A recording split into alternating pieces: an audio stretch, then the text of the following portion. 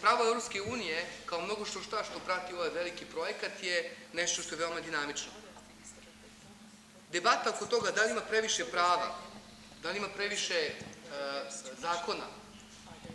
u Evropskoj uniji je stalna. Sva javna mnjenja novih i starih zemalja članica često se žale da ima previše regulative, da je to jedna otrgnuta birokratija od bilo kakve demokratske kontrole i svaki put kada imamo izbor za Evropski parlament, to se uvek vraća i pita se da li postoji neki evropski pravni Frankenstein koji se oteo onome što je demokratski legitimitet. Međutim, veoma brzo, kada dođe do određenih konkretnih koraka, primjer radi, kada jedan terorista se ukrca u transokeanski avion u jednom gradu i skoro digne u vazduh